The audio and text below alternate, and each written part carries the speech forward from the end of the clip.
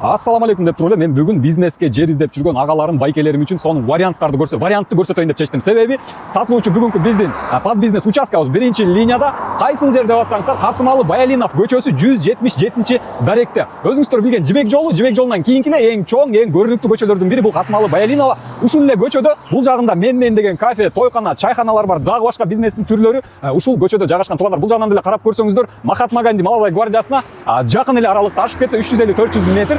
Участкабыз тууралуу маалымат берсем, туура формадагы под бизнес сонун участкалардын бири, локациядагы топ. Туугандар, туурасынан 25 метр болсо, узунунан 41 метр болот экен. Бардык чек аралары белгилүү. Негизинен эсин айтымында бул жер Кызыл китеп боюнча 6 соток, ал эми техпаспорт боюнча 10 соток. Бардык коммуникациялар бул жерде каралган.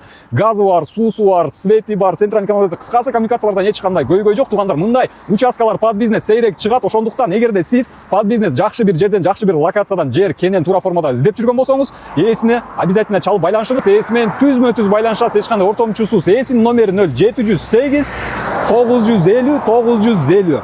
Ал эми баасына келе турган болсок, туугандар, менин оюмча өзүнүн жайгашкан жерине туура формасына жараша жакшы бир баалардан коюлду. Дагы сүйлөшүү жолдору болот. Жакшы сүйлөшсөңүздөр. Баасын $380 000 деп коюлат. Ээси дагы сүйлөшүү жолдору болот.